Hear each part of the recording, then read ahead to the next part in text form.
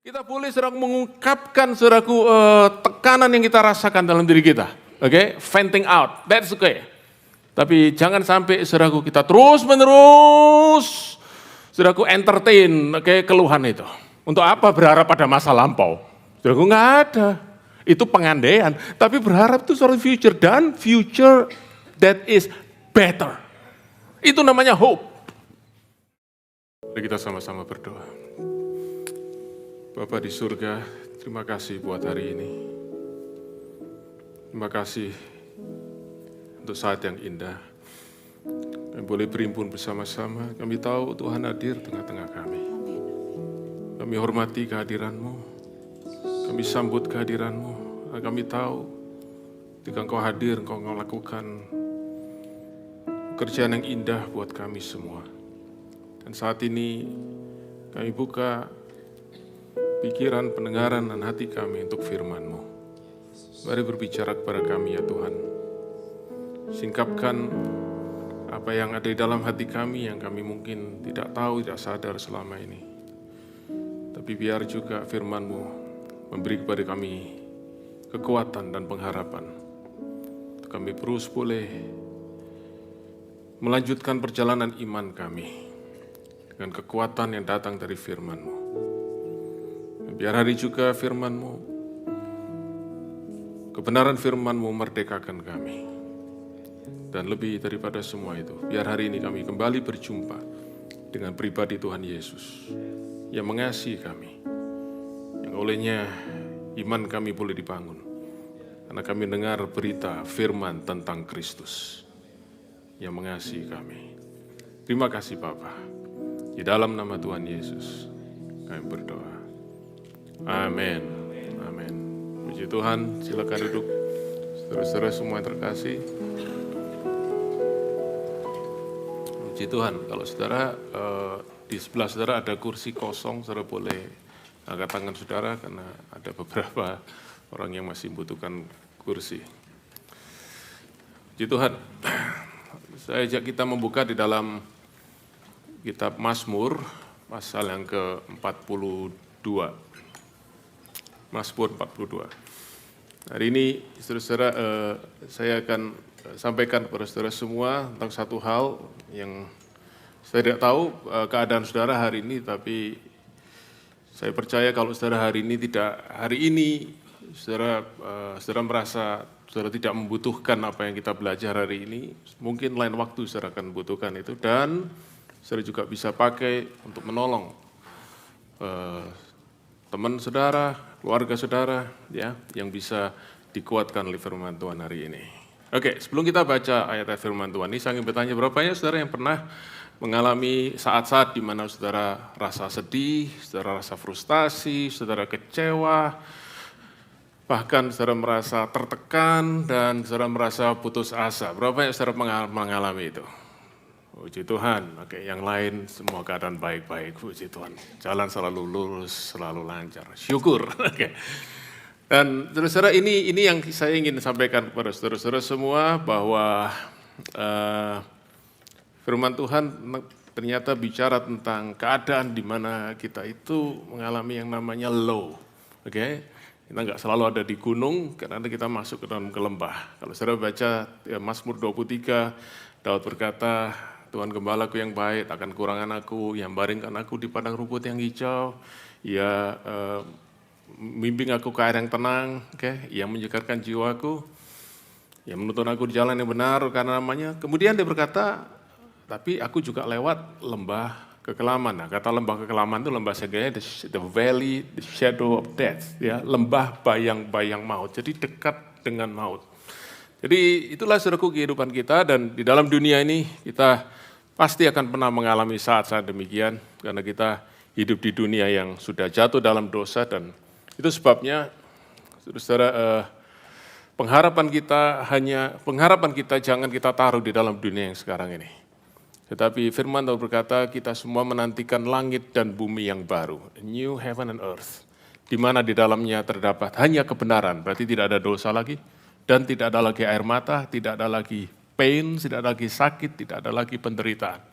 Ya, yang adalah sukacita kekal karena Tuhan membuat segala sesuatu baru dan sempurna. Tetapi dalam perjalanan kita di dunia ini kita masih bisa mengalami ini.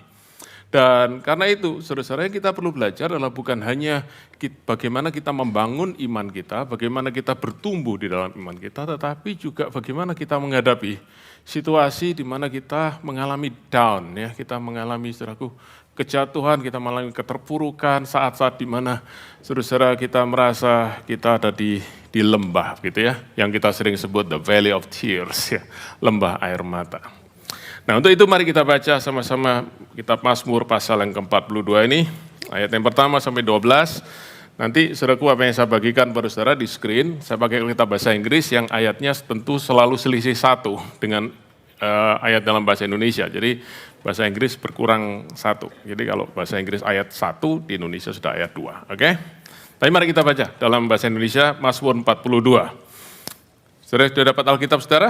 Tolong lihat Alkitab saudara, nggak ada di screen, saudaraku. Ada di Alkitab saudara, oke? Untuk pemimpin biduan, nyanyian pengajaran Bani Korah. Seperti rusa yang merindukan sungai yang berair, demikianlah jiwaku merindukan Engkau, ya Allah. Jiwaku haus kepada Allah yang hidup. Bilakah aku boleh datang melihat Allah? Air mataku menjadi makananku siang dan malam, karena sepanjang hari orang berkata kepadaku, di mana Allahmu? Inilah yang hendak ku ingat sementara jiwaku gundah gulana. Bagaimana aku berjalan maju dalam kepadatan manusia. Mendahului mereka melangkah ke rumah Allah dengan suara sorak-sorai dan nyanyian syukur dalam keramaian orang-orang yang mengadakan perayaan. Mengapa engkau tertekan, hai jiwaku, dan gelisah di dalam diriku? Berharaplah kepada Allah, sebab aku akan bersyukur lagi kepadanya, penolongku dan Allahku. Jiwaku tertekan dalam diriku, sebab itu aku teringat kepadamu dari tanah sungai Yordan dan pegunungan Hermon dari gunung Mizar. Samudera raya berpanggil-panggilan dengan deru air terjun. Segala gelora dan gelombangmu bergulung melingkupi aku. Tuhan memerintahkan kasih setianya pada siang hari. Dan pada malam hari aku menyanyikan nyanyian suatu doa kepada Allah kehidupanku. Aku berkata kepada Allah gunung batuku, mengapa engkau melupakan aku? Mengapa aku harus hidup berkabung di bawah impitan musuh? Seperti tikaman maut dalam tulangku. Lawanku mencela aku. Sepanjang hari berkata kepadaku, sambil berkata kepadaku sepanjang hari, di mana Allahmu? Mengapa engkau tertekan, hai jiwaku? Dan mengapa engkau gelisah di dalam diriku? Berharaplah kepada Allah, sebab aku bersyukur lagi kepadanya, penolongku dan Allahku. Demikian bunyi firman Tuhan. Saudara-saudara, kita baca dalam ayat yang pertama, bahasa Inggris, ayat kedua bahasa Indonesia. Saudara pasti sudah sering baca ini ya. Seperti rusa merindukan air, demikian juga jiwaku haus kepadamu. Dan saudara, saya tahu paling tidak sedikitnya ada 3 lagu yang dikarang, saudaraku, dari ayat ini. Dan 3 lagu ini adalah 3 lagu worship, 3 lagu penyembahan. Jadi ini adalah ayat tentang worship. Tetapi sebenarnya, saudaraku, kalau kita baca di dalam Mazmur 42 tadi, saudaraku, this is not an expression of worship. Ini bukan kalimat penyembahan. Ini adalah kalimat keluh kesah. Mazmur, saudaraku, yaitu Bani Korah, di dalam Mazmur 42 ini dia menyampaikan keluh kesahnya kepada Allah tentang apa yang dia alami di dalam jiwanya. Nah, kalau kita baca di dalam ayat yang ke-6 atau ayat ke-7 bahasa Indonesia, saudara-saudara, dia berkata dalam bahasa Indonesia, jiwaku tertekan di dalam diriku. Bahasa Inggrisnya berkata, my soul is downcast within me. Kata downcast ini, saudaraku, downcast ini kata yang terjemahan yang sama dalam bahasa Inggris dipakai waktu, kalau saudara ingat di Injil Lukas pasal 24, waktu Tuhan Yesus sudah bangkit dari kematian, dia menjumpai 2 muridnya yang berjalan dari Yerusalem ke Emmaus. Lalu, saudaraku, Tuhan Yesus pada waktu itu tidak menunjukkan siapa dirinya, ya, incognito begitu. Dan dia jalan barengin mereka, lalu dia tanya kepada 2 orang ini, apa yang kamu perbincangkan?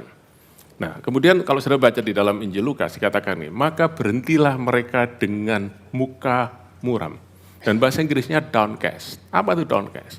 Ada 2 makna, saudaraku. Yang pertama adalah feel depressed mood, jadi perasaan tertekan di dalam. Oke, rasa satu yang menyesakkan di dalam. Dan yang kedua adalah downcast itu juga berarti a feel of despair. Despair itu feel hopeless. Karena itu kalau saudara punya Alkitab kalau saudara lihat di Bible Gateway, saudara lihat beberapa terjemahan dalam bahasa Inggris, mereka kata downcast ini, saudara beberapa Alkitab pakai kata feel hopeless, atau juga pakai kata despair, ada juga pakai kata depressed. Ya, yang saudaraku tentu kita sering dengar istilah itu, depresi. Ya. Nah, jadi saudaraku ini adalah ungkapan dari seorang yang sedang mengalami depresi. Dan mengapa demikian? Saudara, sebab dia sedang mengalami sesuatu yang menekan dia. Ya, dia sedang dalam keadaan tertekan, ada sesuatu yang menekan dia. Apa itu? Kalau saudara baca di dalam ayat yang ke-7 atau 8 bahasa Indonesia, dikatakan bahasa Indonesianya itu, saudaraku, agak sulit. Saudara bisa mengerti dengan mudah. Samudra raya berpanggil-panggilan dengan deru air terjunmu, segala gelora dan gelombangmu bergulung melingkupi aku. Tapi bahasa Inggrisnya deep call unto deep itu, saudaraku, gambarnya begini. Saya tidak tahu, saudara ada yang suka ini olahraga surfing, selancar ya di laut. Saya enggak, saudaraku, terlambat untuk belajar. Dan saudara, bagi seorang yang suka berselancar, maka satu yang dia ingin itu adalah dia ingin ada gelombang. Sebab gelombang itulah yang bisa membuat dia bisa papan selancarnya itu, saudaraku, bisa bergerak begitu. Ya. Tetapi, saudaraku, sangat berbahaya sekali kalau gelombang itu datang bersusul-susulan dengan begitu cepat. Karena itu jadi bisa menggulung dan, saudara, karena begini, kalau saudara pernah rasakan ya, saya pernah satu kali ya di laut, saudaraku kena gelombang, saudaraku terhempas, cukup panik juga, tapi kemudian saudaraku bisa keluar lagi, dan untung setelah itu nggak ada gelombang lagi. Tetapi saudaraku, yang dikatakan oleh pemazmur adalah satu gelombang, menghempaskan dia, masuk tenggelam, dia mau keluar, belum mau keluar, saudaraku, gelombang lain datang lagi. Ini bicara tentang persoalan yang tidak henti-hentinya datang silih berganti. Dan saudaraku, persoalan yang tentu menimbulkan perasaan tertekan, persoalan yang menimbulkan kita sering istilah stres. Nah, saudara, ada banyak event di dalam hidup kita yang bisa buat stres. Ada satu skala yang dibuat, saudaraku, dari berbagai event dalam hidup kita yang bisa bikin orang stres, yang dibuat dari stresnya dari 0 sampai 100. Jadi macam-macam ada skornya. Dan itu, saudaraku, bisa dipakai untuk kita mengukur sebenarnya kita ini sudah level stres berapa gitu ya. Macam-macam. Yang paling tinggi, saudaraku, itu levelnya angkanya 100 adalah kalau pasangan hidup kita meninggal, suami atau istri kita, itu level stresnya, skor stresnya 100. Perceraian, skor stresnya 73 menurut ini ya, menurut rating ini. Kemudian, saudara, jadi bercerai itu 73, menikah ternyata juga stresnya 50.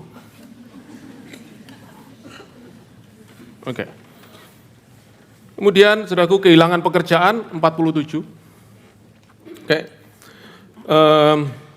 Sudah waktunya retired 45. Kemudian, saudara, saya langsung turun ke bawah ya. Persoalan dengan mertua 29. Juga bisa menimbulkan stres, saudara. Kemudian persoalan dengan bos 23. Pindah tempat tinggal 20. Ambil home loan ada, saudaraku ya. Ambil home loan berapa ini tadi? 29. Kemudian, nah ini yang menarik, saudaraku. Ternyata liburan juga bikin stres, 12 cuman. Jadi ada banyak event, saudaraku, satu persatu, kalau diakumulasi, saudara-saudara ya. Sebenarnya ada lagi yang saya nggak mau sebut skornya, saudaraku, karena saya yakin nanti saudara akan ngitung. Yaitu kalau saudara ada argumen dengan pasangan saudara. Itu. Nah, tetapi saudara, itu silih berganti datang dan itu membuat kita tertekan, persoalan satu, persoalan lain, dan saudara, ini yang dialami oleh pemazmur ini. Dan itu menimbulkan perasaan depres. Nah, saya mau kasih dulu saudaraku terangan. Berarti kan saudaraku, saya bukan dokter, saya bukan psikolog, ya. Saya cuma hamba Tuhan yang melayani di gereja. Jadi saya bukan ahli di bidang depression, oke? Depresi. Tetapi sepanjang yang saya baca, saudaraku, depresi itu tidak semata-mata ditimbulkan karena ada tekanan atau persoalan datang dalam kehidupan kita. Depresi juga bisa terjadi karena faktor biologis, oke? Ketidakseimbangan hormon dalam kehidupan kita bisa terjadi. Ya, beberapa wanita mengalami depresi, saudaraku, waktu mereka mengalami menstruasi, waktu mereka baru melahirkan, oke? Waktu mereka masuk dalam masa menopause, ya.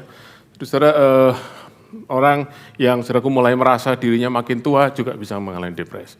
Oke, jadi depresi juga bisa terjadi karena kita bekerja terlalu keras, ya, kita kurang istirahat, kita kurang tidur, dan banyak hal. Oke, jadi kalau saudara mengalami perasaan tertekan, perasaan depresi, ada baiknya saudara juga periksa ke dokter. Oke, mungkin ada sesuatu di dalam tubuh saudara yang perlu di-adjust, saudaraku. Kalau saudara ya, orang bilang hanya makan tidur saja, saudaraku, ya, kerja, saudara perlu exercise juga, ya, saudara perlu berolahraga juga. Jadi, saudaraku, ada banyak aspek. Nah, tetapi khusus dalam ini, saudaraku, ini adalah satu perasaan tertekan dialami karena persoalan demi persoalan bertubi-tubi datang. Dan disitulah, saudaraku, pemazmur lalu berkata di dalam ayat yang ketiga, ayat keempat bahasa Indonesia, dia berkata, siang dan malam air mataku menjadi makananku.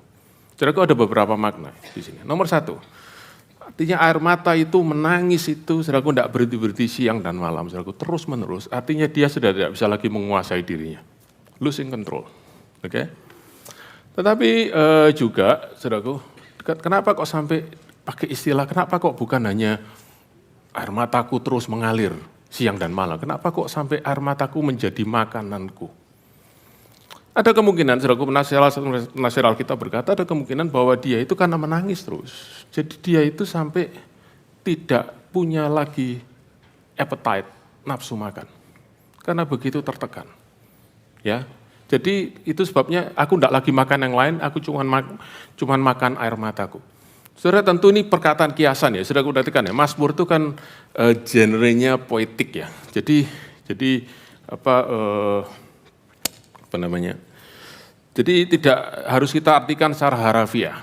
Oke. Saudara pernah ada yang menangis sambil mengeluarkan lidah saudara untuk makan air mata? Saudara kan enggak pernah. Oke. Jadi ini bukan perkataan harafiah, tetapi itu tadi, saudaraku. Ya, suatu yang sangat menekan, yang sampai, saudaraku, dia kehilangan, saudaraku, appetite, ya, nafsu untuk makan. Oke. Dan berikutnya di ayat yang ke-10, ayat yang ke-11 bahasa Indonesia dikatakan tulangku ini rasa tertikam. Saudaraku, nah jadi bicara jiwaku, ya. Jiwaku, sekarang bicara tulangku. Berarti sekarang, saudaraku, ini ya, perasaan tertekan ini sudah mulai memberi efek kepada tubuhnya. Dia mulai merasa sesuatu yang ya, secara fisik, saudaraku, dampaknya mulai terasa. Satu yang sangat berat. Dan ini, saudaraku, terjadi pada penulis daripada Mazmur ini. Sulit, nggak bisa tidur, saudaraku, ya. Rasa badan sakit, nggak bisa konsentrasi, dan lain sebagainya. Perasaan di dalam jiwa, saudaraku, mengaruhi dalam tubuh. Dan itu sebabnya, saudaraku, kita mesti tahu bahwa tubuh dan jiwa kita ini sangat berkaitan satu dengan yang lain. Oke? Kalau tubuh kita sehat, saudaraku, jiwa kita juga bisa merasakan, saudaraku, dampak yang positif. Ya, itu sebabnya ada slogan mens sana in corpore sano. Ya. Saudaraku, orang bisa mengalami stres waktu dia lagi mengalami problem kesehatan fisik. Ya. Tapi sebaliknya, saudaraku, orang yang mengalami stres, badannya juga bisa mengalami problem. Dan ini dialami oleh pemazmur ini. Dan itu sebabnya, saudara-saudara, ini adalah sesuatu yang benar-benar kita mesti perhatikan. Kenapa? Karena ini semua, saudaraku, ditulis di dalam Mazmur ini. Dan ini, saudaraku, menjadi sesuatu yang diberi istilah oleh seorang hamba Tuhan dari Inggris, namanya Dr. David Martyn Lloyd-Jones. Dia beri istilah spiritual depression, ya, depresi rohani. Kenapa disebut spiritual depression? Karena saudaraku semua yang dialami ini, saudaraku bukan hanya dialami oleh pemazmur lalu dia berkata, oh ya, aku ngalami ini, aku ngalami stres, enggak. Tapi dia melihat ini di dalam hubungannya dengan Tuhan. Dan saudaraku kalau sesuatu kita mengalami tekanan dalam kita hubungan dengan Tuhan, satu saudaraku yang menjadi pertaruhan, yaitu adalah iman kita. Sejauh mana saudaraku kita bisa bertahan di dalam iman kita melewati masa-masa yang stressful. Dan ini sesuatu yang penting. Karena sekali lagi saudaraku puji Tuhan kalau keadaan kita baik hari ini. Kita mengucap syukur kepada Tuhan. Kita berterima kasih kepada Tuhan. Tapi jangan lupa, kita semua pasti bisa mengalami dan pasti akan mengalami saat-saat seperti itu. Dan waktu itu, saudaraku kita harus tahu apa yang harus kita lakukan. Nah, saudara-saudara, kalau kita lihat ini semua, saya ingin sampaikan kepada saudara satu hal, yaitu bahwa apapun yang kita alami, baik itu saudaraku suka maupun duka, satu hal saudaraku yang selalu akan disasar, diincar oleh lawan kita yaitu iblis adalah iman kita. Ya, saya ingat saudaraku hamba Tuhan John Piper berkata, kalau iblis bisa menjatuhkan kau dengan persoalan, dengan stres, dengan masalah, dia akan pakai masalah untuk menjatuhkan imanmu. Tapi kalau dia bisa menjatuhkan imanmu dengan kesenangan, dengan kesuksesan, dengan kemakmuran, dia juga akan pakai itu menjatuhkan imanmu. Jadi saudara-saudara, kita harus benar-benar waspada bahwa yang diincar saudaraku adalah iman kita. Saudara tentu ingat kisah Ayub. Ya, bagaimana Ayub itu saudaraku dalam sehari dia mengalami musibah di mana semua yang dia punya itu habis. Kenapa saudaraku? Karena iblis yang menghancurkan itu, tetapi iblis lakukan karena Tuhan izinkan. Nah, apa sebenarnya yang iblis inginkan dengan menghabisi Ayub? Dia bukan ingin saudaraku menghabisi Ayub, tidak. Yang dia ingin adalah menghabisi iman Ayub. Karena dia berkata kepada Tuhan, nanti kalau semua berkat ini engkau ambil, semua berkat ini lenyap. Ayub tidak akan lagi percaya kepadamu, Ayub akan mengutuki engkau. Saudaraku, taruhannya bukan harta daripada Ayub, taruhannya adalah iman daripada Ayub. Demikian juga saudara, waktu kita melalui masa-masa yang sukar seperti ini, saudara mesti tahu, saudaraku, pertaruhannya bukan apakah kita bisa keluar dari masalah itu, pertaruhannya adalah bagaimana iman kita waktu kita melewati masa-masa itu. Nah, saudaraku, itu sebabnya waktu pemazmur ini mengalami ini semua, saudaraku, dia mulai menulis, saudaraku ya. Ini tentu dia melihat ke belakang ya. Dia selalu bagaimana dia melihat Allah di dalam persoalan itu. And this is very important. Ini sesuatu yang penting. Saudaraku, bagaimana kita melihat Tuhan waktu kita melewati hari-hari yang terasa gelap di dalam kehidupan kita. Mari kita lihat kembali ke ayat yang bersama. Saudaraku, ayat pertama dan yang kedua. Seperti rusa merindukan air, demikian jiwaku merindukan Engkau ya Allah. Jiwaku haus kepada Allah yang hidup. Bilakah aku boleh datang melihat Allah?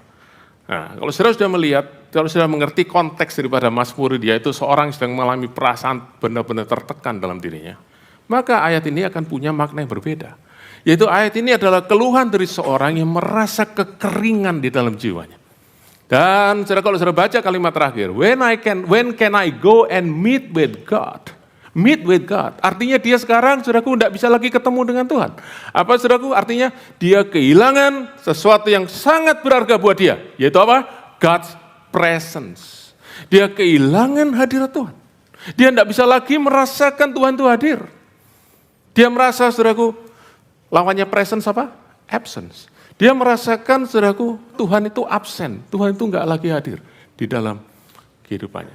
Perhatikan, saudaraku, Mazmur, Bani Korah, dia tidak berkata, saudaraku, bahwa Allah itu tidak ada. Tidak. Tapi dia berkata, Allah tidak lagi ada di dekatku.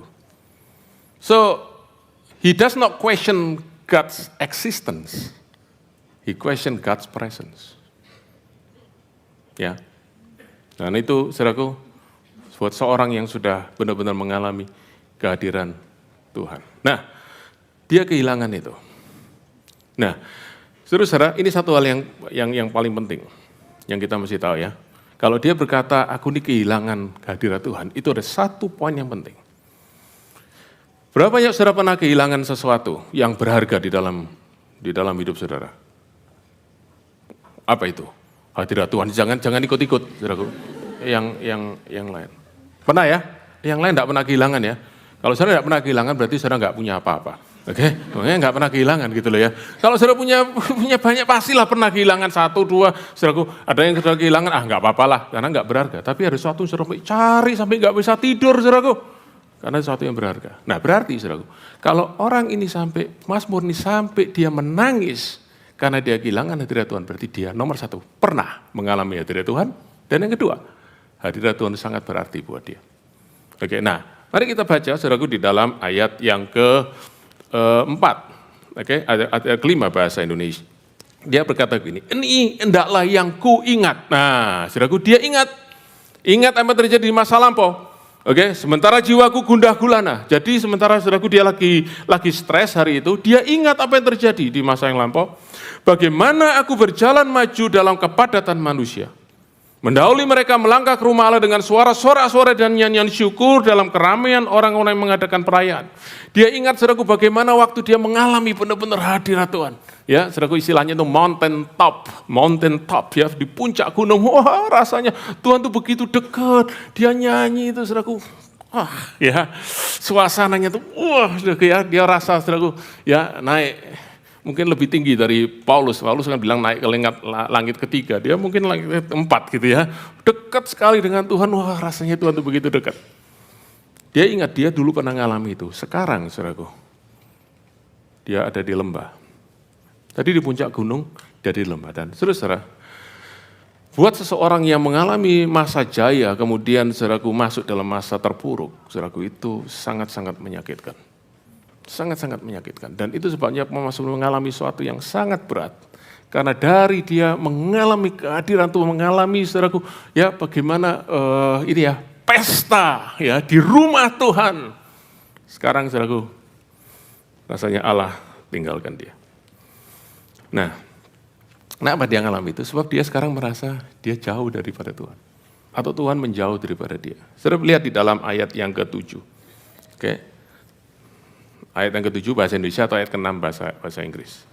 Jiwaku tertekan dalam diriku, sebab itu aku teringat kepadamu dari tanah sungai Yordan dan dari pegunungan Hermon, dari gunung Mizar. Saudara ingat tadi ayat 4, dia bicara tentang aku merasakan hadirat Tuhan di mana? Di rumah Tuhan. Rumah Tuhan adalah bait Allah. Saudara tahu bait Allah pada zaman perjanjian lama ada di mana? Di mana?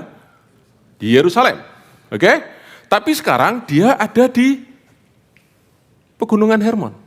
Ya tentu sekali lagi, saudaraku ya, sekali lagi, ini bahasa puitis, tapi kenapa dia pakai itu, saudaraku? Nah, untuk gambaran, saya kasih tahu sedikit kepada saudara.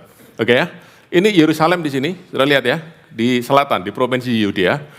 Hermon itu ada di utara, oke? Ya, nah kalau saudara mau dari Yerusalem ke Hermon, itu jaraknya saudara boleh pilih. Kalau saudara mau naik mobil, 5 jam. Saudara mau jalan kaki 2 hari, saudara boleh pilih, oke? Jadi jarak yang sangat jauh. Jadi artinya saudaraku dia sekarang merasa terbuang, terbuang begitu jauh dari rumah Tuhan di mana dia bisa mengalami kehadiran Tuhan. Saya tahu berapa banyak saudara yang dulu saudara merasa Tuhan itu begitu dekat. Ya. Sekarang rasanya saudara berseru. Saudara tidak tahu Tuhan ada di mana. Saudara tahu Tuhan ada, tapi saudara nggak tahu dia ada di mana. Ini dalam milik pemazmur ini, saudara. Dan bukan hanya itu, tadi dia di rumah Tuhan itu bersama-sama dengan orang banyak, bersama-sama dengan rumah Tuhan. Sekarang dia isolated. Dia mengalami loneliness and lowliness, tempat yang rendah. Dan saudara masih terus apa yang berikutnya dia rasakan. Nomor 1 dia kehilangan God's presence. Yang kedua dia merasa cut off daripada Tuhan, terputus dari Tuhan, terbuang. Yang berikutnya, saudaraku, ayat yang ke-9 atau 10 bahasa Indonesia, dia berkata, aku berkata kepada Allah gunung batuku, mengapa engkau melupakan aku? Saudara perhatikan ya, lihat Alkitab saudara sekali lagi. Di dalam ayat, saya pakai bahasa Indonesia, ayat ke-5 dan ke-7 atau bahasa Inggris 4 dan 6. 2 kali dia berkata, aku ingat. Jadi saudaraku, pemazmur berkata, aku nih ingat Tuhan, aku ingat bagaimana waktu hadirat Tuhan, tapi Tuhan tidak ingat aku. I remember God, but God doesn't remember me. Benar-benar satu hal yang menyakitkan, saudaraku, satu hal yang membuat benar-benar dia merasa begitu tertekan. Lalu dia tanya, Tuhan, engkau lupakan aku, artinya engkau tutup mata terhadap aku, sementara musuh-musuhku, terus-menerus opres aku, pakai kata opres. Jadi, saudaraku, satu yang dialami oleh pemazmur ini, he feel oppressed from the outside, and he feel depressed from the inside. Ya. Dan kemudian, saudara, dia mulai bertanya, bukan hanya Tuhan di mana engkau, tapi Tuhan, engkau sudah tinggalkan aku, engkau sudah enggak cintai aku lagi, engkau sudah tidak peduli akan aku. Dan saudara, di tengah-tengah suara hatinya yang bertanya, Tuhan, do you still care for me? Suara dari luar menambah lagi, saudara. Ayat yang ketiga atau yang 4 bahasa Indonesia dan ayat yang ke-10 bahasa Inggris atau 11 bahasa Indonesia. Orang-orang lain semua pada bertanya, di mana Allahmu? Kalau Allahmu mengasihi engkau, Allahmu yang kau percaya mengasihi engkau, kenapa keadaanmu seperti ini? Kenapa kau dibiarkan mengalami keterpurukan seperti ini? Dan itu, saudaraku, benar-benar yang paling berat. Karena, saudaraku, disitulah, saudaraku, iman itu benar-benar dihajar habis-habisan. Saya ingat waktu Ayub mengalami musibah itu. Saudaraku, dia tidak punya orang lain kecuali istrinya. Oke? Dan apa istrinya ngomong sama dia? Ayub, bersabar. Oke, Ayub, kuatkan hatimu. Enggak. Istrinya berkata gini, Ayub, lihat ya, kita ngalami semua ini. Kamu sudah beribadah kepada Tuhan, kamu sudah setia sama Tuhan, ikuti perintah Tuhan, tapi lihat, Tuhan bikin ini sama kamu. Kamu masih mau percaya sama Tuhan? Kasih tahu ya, kutuki Tuhan dan matilah. Buat apa engkau terus percaya sama Tuhan? Saudaraku, yang dialami Ayub seperti itu juga yang dialami oleh Bani Korah, pemazmur ini. It's very, very distressing. Dan terus saudara, kalau saudara ngerti ini, saudara bisa tahu ya, satu yang sangat berat dialami oleh pemazmur ini. Sekali lagi puji Tuhan kalau saudara tidak mengalami ini, tapi kalau saudara sedang mengalami ini, saudaraku, itu sebabnya Mazmur ini ditulis buat saudara yang hari ini ada di dalam keadaan yang tertekan. Dan kenapa Mazmur ditulis, saudara-saudara? Supaya kita semua tahu bahwa kehidupan orang Kristen tidak lepas daripada kesulitan persoalan yang bisa membuat kita merasa stressful, distress, atau depressed.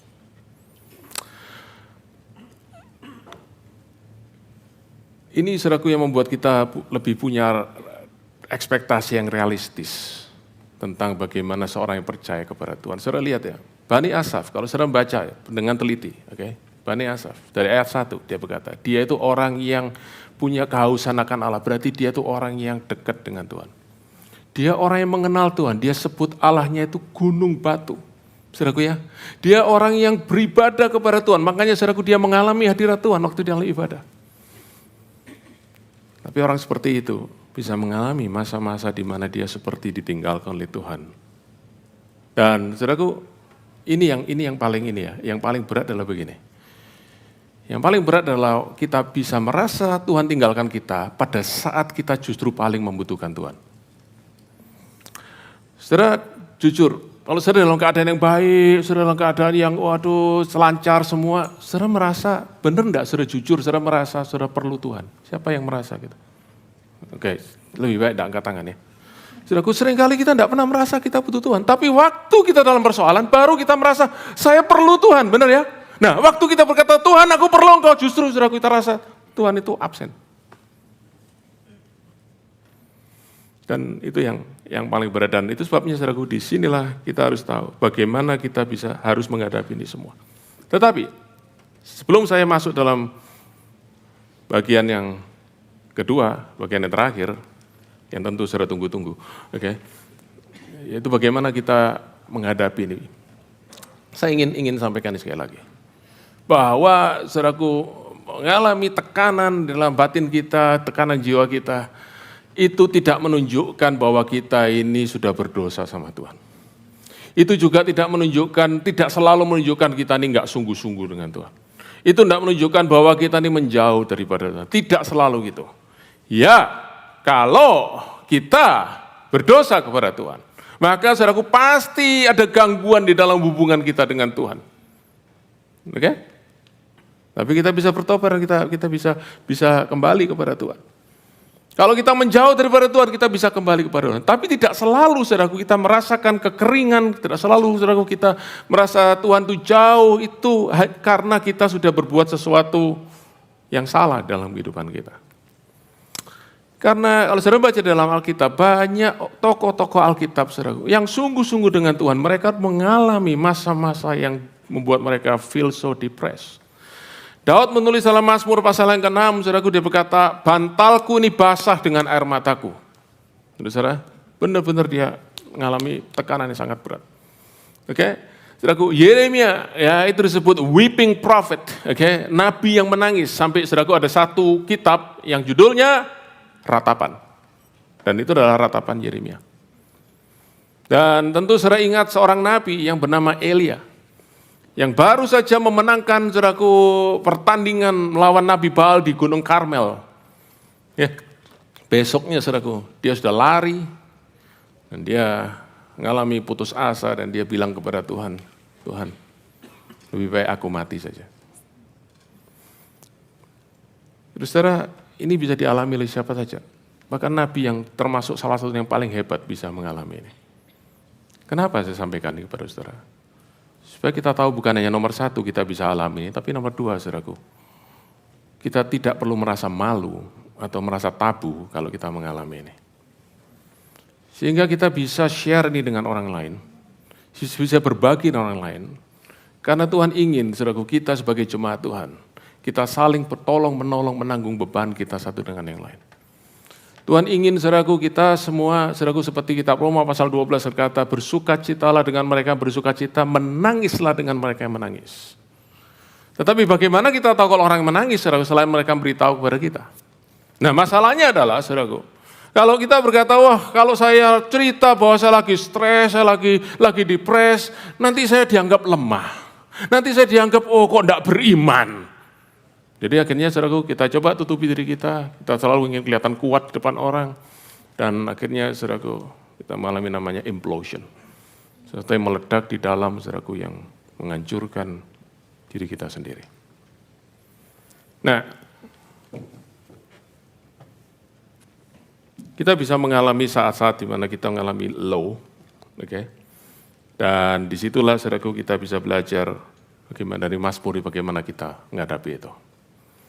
Seorang hamba Tuhan, kalau saudara suka baca buku-buku Kristen, saudara pasti pernah kenal nama hamba Tuhan ini, Charles Haddon Spurgeon. Dia adalah hamba Tuhan, dipakai Tuhan luar biasa, saudaraku, benar-benar luar biasa. Jutaan orang dengar khotbahnya, dan saudaraku, begitu banyak khotbah yang dia tulis sejak masa muda sekali. Kalau tidak salah dia mulai khotbah umur 17 tahun. Tetapi, saudaraku, dia juga mengalami, saudaraku, perjuangan menghadapi tekanan di dalam dirinya, depression. Jadi, it is fine. Artinya itu bukan sesuatu yang kita harus tutup-tutupi, saudaraku. Bahkan sesuatu yang kita perlu bisa share pada orang lain supaya ada orang yang ikut menanggung beban kita tidak tanggung itu sendiri. Itu yang Tuhan mau.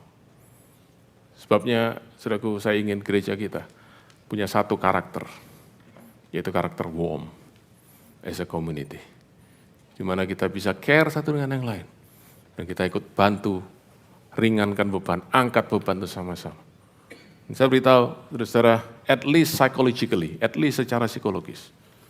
Kita menanggung beban, tapi kalau kita tahu ada orang lain di sekeliling kita punya kekuatan untuk kita bisa go through these things. Daripada kalau kita merasa sendirian. I'll come back to that later. Nah, sekarang mari kita lihat, saudaraku, bagaimana apa yang dilakukan oleh pemazmur ini waktu dia mengalami ini semua. Dan saudara-saudara kita harus lihat pada firman Tuhan ini. Jangan kita cari solusi sendiri, apalagi kita cari pelarian. Oke?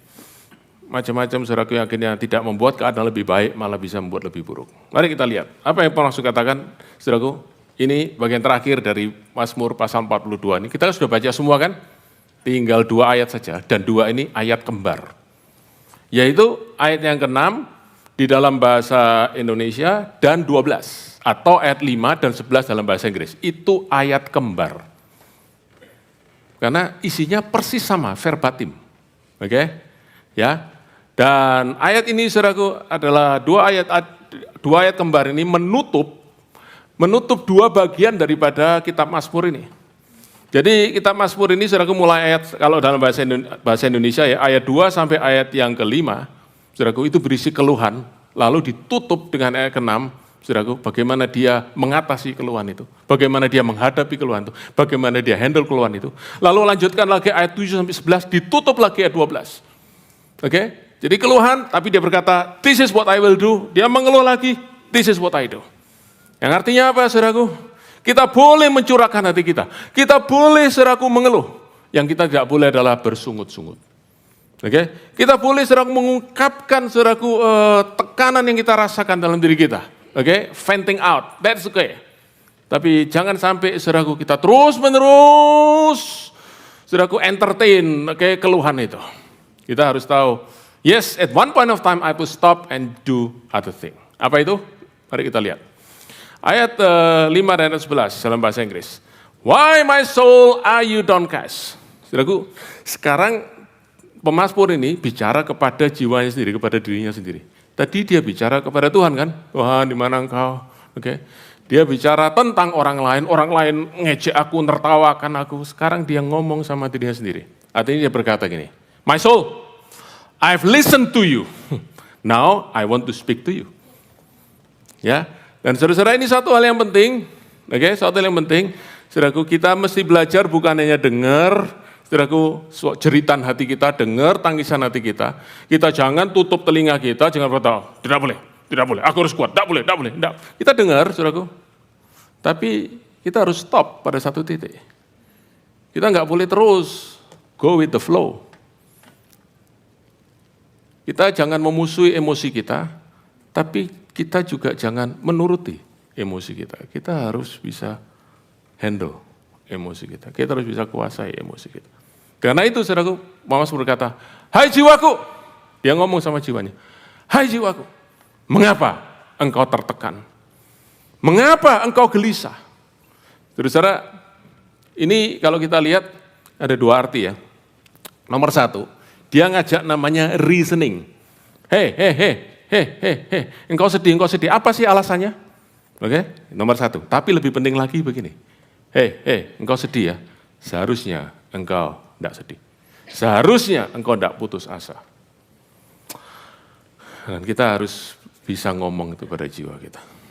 Itu yang pemazmur katakan. Dr. Martin Lloyd Jones, dia berkata,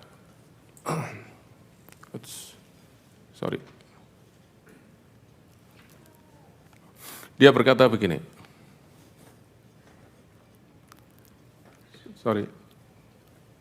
bisa tolong?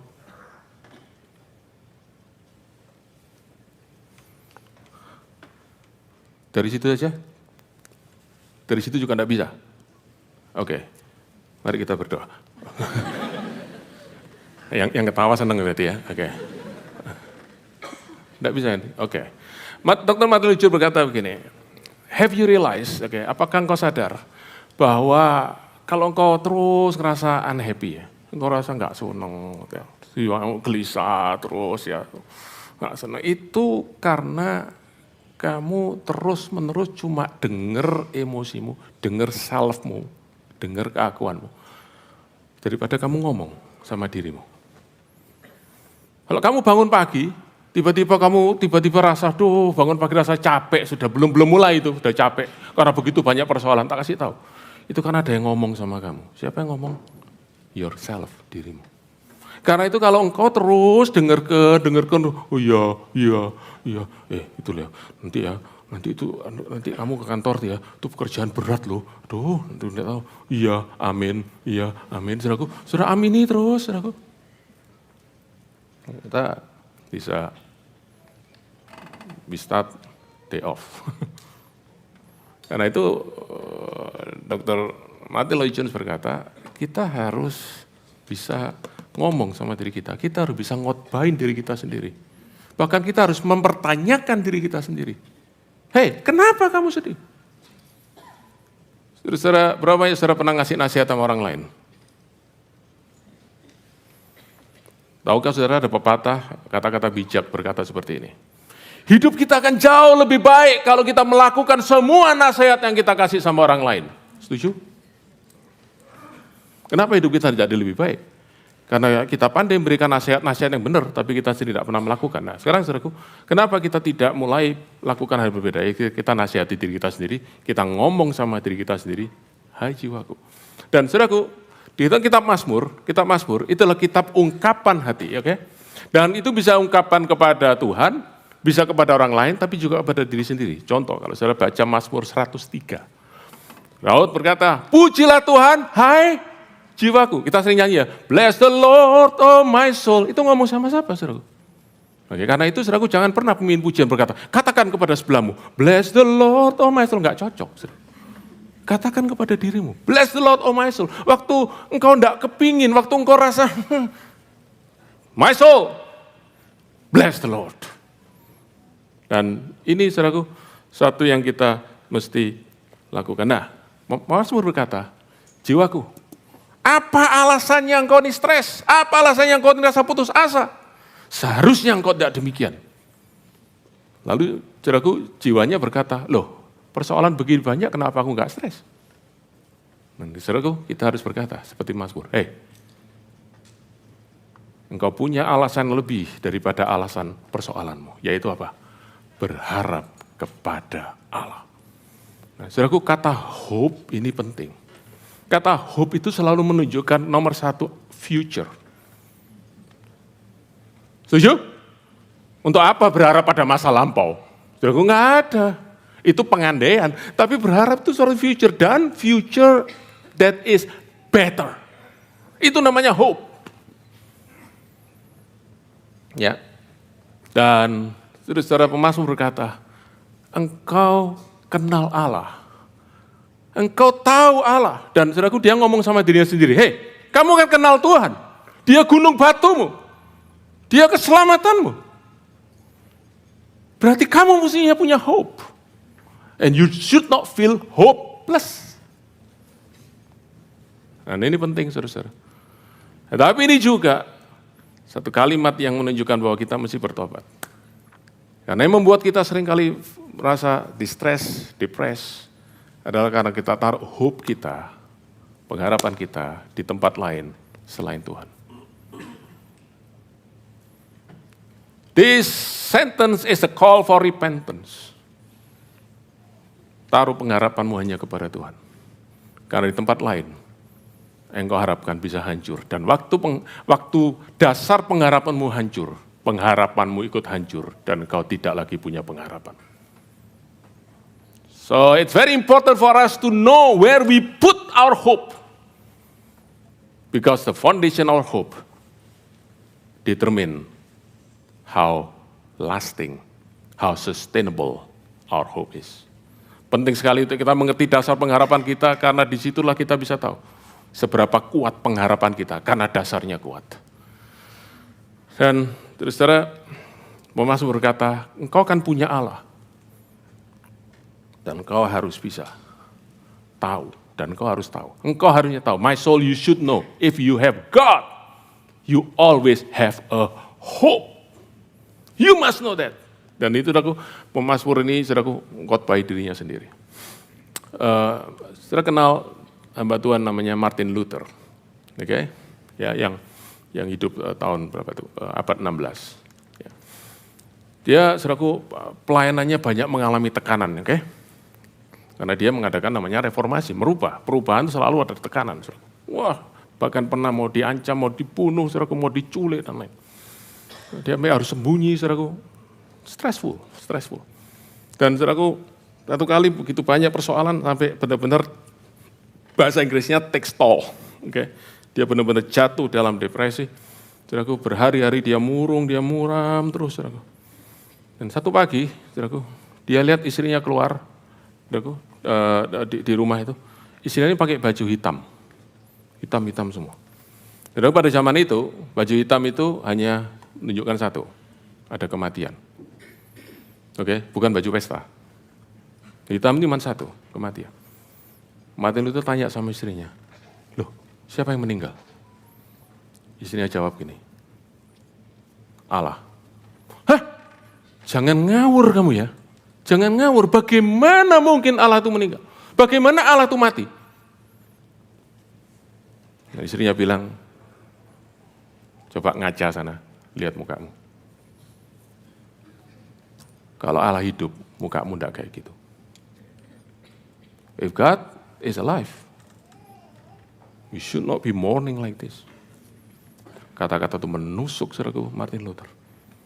Dia menangis, dia berkata, forgive me Lord. Forgive me. Aku mau ingatkan sekali lagi, Allahku hidup. I have a hope. Lalu saudaraku dia bikin tulisan gede sekali, nggak tahu dari papan, teman, dia taruh di ruang utama dari rumahnya. God lives.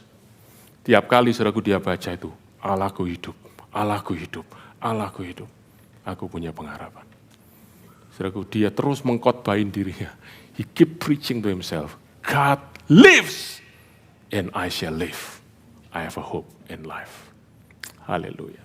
Nah, saudara-saudara, itu sebabnya kitab Amsal pasal 23:18 berkata, kalau kita memiliki Allah yang hidup, maka masa depan kita, pengharapan masa depan kita ada. Dan harapan kita tidak akan cut off, tidak akan lenyap. Kita selalu akan punya pengharapan. Sebab Allah kita hidup. Haleluya. Tetapi ini justru saudaraku pentingnya bahwa kita belajar untuk mengenal siapa Allah kita. Sebab dia bukan hanya Allah, tapi dia adalah Allah kita. Itu sebabnya kalau saya baca dalam ayat yang ke-8, ayat ke-9 bahasa Indonesia berkata, the prayer to the God of my life. My God. Allahku. Allahku.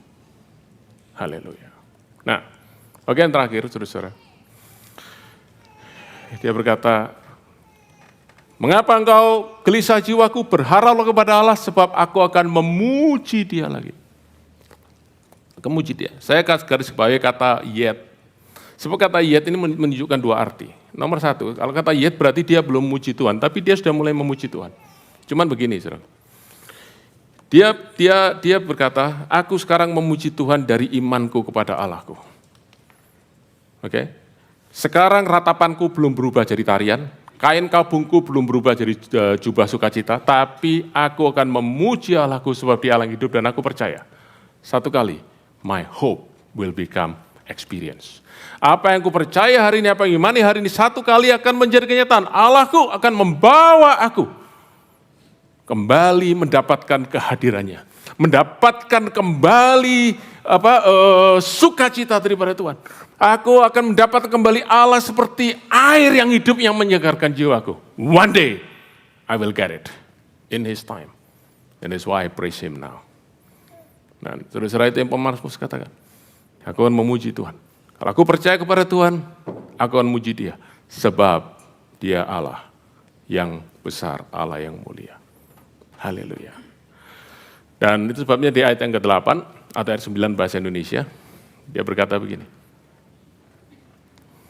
Pada siang hari, on the day, Tuhan menunjukkan kasih setianya, pada malam hari aku menyanyikan nyanyian, bahasa Indonesia begitu. Kurang tepat. Yang tepat adalah malam hari bukan aku nyanyi, tapi Tuhan yang kasih nyanyian kepadaku. Pada siang hari itu bicara, saudaraku, when things are going bright, oh, aku rasakan kasih Tuhan, tapi ada saat di mana malam hari. Waktu aku rasa tidak bisa berbuat apa, aku rasa depres. Di situ Tuhan kasih aku nyanyian. Aku nggak bisa nyanyi, tapi Tuhan kasih nyanyian kepadaku. nyanyian doa kepada Allah yang menjadi hidupku. Artinya apa, saudaraku? Dia berkata, God never abandon me, even in my distress. When I cannot sing, He give a song in me. When I cannot pray, He will give the prayer to me. Dia akan buat aku bisa berdoa. Waktu aku tergeletak, Dia angkat aku.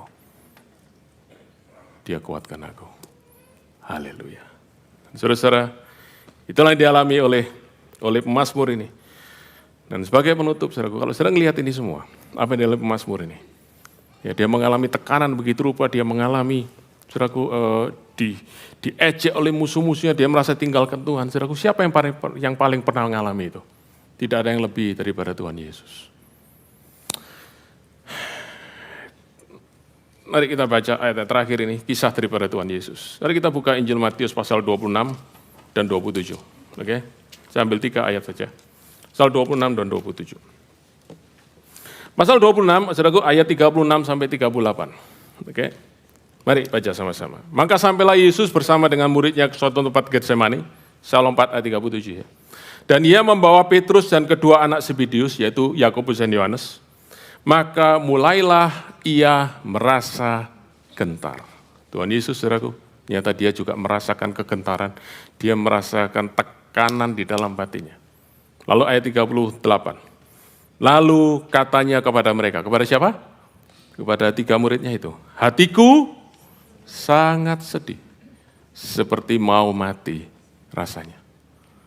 Tinggallah di sini, berjaga-jaga dengan aku. Saudara, saya mau pakai waktu ini, mudah-mudahan nggak lama, tapi saya mau kasih tahu sama saudara. Berapa hal yang kita bisa belajar dari Tuhan Yesus. Dia itu dalam keadaan sebagai manusia. Dia mengalami stres, dia mengalami distress, saudaraku. Dan, perhatikan, dia tidak tutup-tutupi. Dia tidak ingin kelihatan depan murid-muridnya, aku kuat, aku bisa hadapi semua. Enggak, dia tunjukkan kepada murid-muridnya. Kalau Tuhan sendiri berkata, aku lagi tertekan, seperti mau mati rasanya. Kenapa saudara dan saya kita masih harus tutup-tutupi dan kelihatan, supaya kita kelihatan kuat depan orang lain? Kenapa saudara kita mempertahankan gengsi kita berkata, supaya orang bisa berkata, lu ini loh, orang dia sukacita terus, saudaraku. Tuhan Yesus berkata, aku lagi tertekan. Dan bukan hanya itu. Apa saudaraku? Dia minta support dari murid-muridnya. Seperti saya katakan tadi, saudaraku, saya rindu gereja kita. Jadi tempat di mana kita bisa cerita, kita bisa share dan tanggung beban kita sama lain. Dan kita bisa dukung satu sama lain. Saudaraku, sebab tidak ada lebih buruk waktu kita harus melewati masa-masa yang suka dalam hidup kita. Kita tidak mau cerita sama orang lain, kita tanggung sendiri makin lama makin berat, hanya supaya kita kelihatan baik depan orang. Saudaraku perhatikan, itu semua tidak ada gunanya. Itu hanya akan menghancurkan diri kita. Mari kita terbuka dan kita tolong satu dengan yang lain. Dan apa itu yang terjadi waktu Tuhan Yesus di atas kayu salib? Dia mengalami siksaan yang berat. Yaitu apa? Dia dihina, diejek oleh imam kepala, ahli-ahli Taurat. Berkata, loh, dia percaya kepada Tuhan. Mana buktinya? Di mana Allahnya akan nolong dia? Mana? Mana Tuhan tidak tolong dia? Persis seperti pemazmur dikatakan, where is your God? Dan yang paling berat adalah waktu dia sendiri berteriak, Eloi, Eloi, lama sabachthani. Allahku, Allahku, mengapa aku meninggalkan aku? Semua dialami oleh pemazmur 42. Tuhan Yesus alami. Tapi dia menang atas semuanya itu. Dan karena dia menang atas semuanya itu, ayat terakhir dalam Ibrani pasal 4, ayat 14 dan 15. Dia menjadi imam besar yang mengerti kelemahan kita. Dan saya ingin sampaikan kepada saudara hari ini, whatever you feel today, Lord Jesus has felt it. He really understand. Saudara dengar ya, dengar. Berapa banyak saudara yang sudah ikut KOM 100, saudara pasti kenal istilah ini. Allah kita itu punya satu sifat, omniscience. Artinya apa? Maha tahu, oke? Kalau Allah itu Maha tahu, berarti Dia juga tahu stres kita, Dia juga tahu kesedihan hati kita, betul ya? Tapi dengar saudaraku, dengar. Tuhan Yesus tahu kesedihan kita bukan karena Dia omniscience, bukan karena Dia Maha tahu, tapi karena Dia pernah mengalami itu dalam dirinya sendiri. Dan tidak ada saudaraku, tidak ada orang yang bisa menolong dengan lebih sungguh-sungguh selain orang yang pernah mengalami persoalan yang kita hadapi. Saudara masih ingat tentu pujian, refrennya berkata, Allah mengerti, Allah peduli segala persoalan yang kita hadapi. Tak akan pernah ditinggalkannya. Ku bergumul sendiri, sebab Allah mengerti. Dan itu pengharapan kita, saudaraku. Tuhan mengerti. Waktu kita tidak bisa punya lagi kekuatan, Dia akan beri kekuatan kepada kita.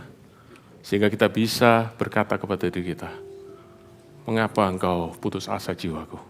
Berharap kepada Allah dan pujilah Dia. Dan saya berdoa hari ini, terus semua yang seperti ada di dalam air mata. Saudara, when you feel so low, God will take you to His mountain. Mengalami perjumpaan dengan Dia, dan saudara tahu, He never abandon you. He never leave you alone. He's always with you because He love you. Mari bangkit diri sama-sama.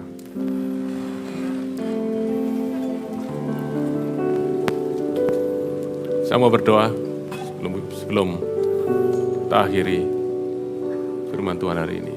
Tundukkan kepala saudara, saya mau berdoa sebentar. Minta waktu saudara semua. Kalau saudara tidak perlu keluar dari tempat ini, tolong jangan keluar.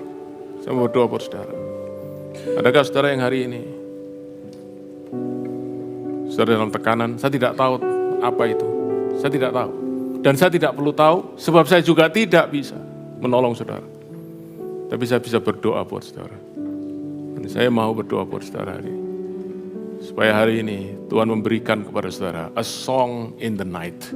Nyanyian di waktu malam. Saudara mungkin tidak bisa nyanyi, saudara tidak tahu saudara mau nyanyi apa. Tapi Tuhan yang berikan itu. Dan you can start to sing. A sing of prayer. Saudara menyanyi dan saudara bisa berdoa. Dan di situ kau tahu, kau punya Allah yang hidup. Dan kau punya pengharapan. Haleluya.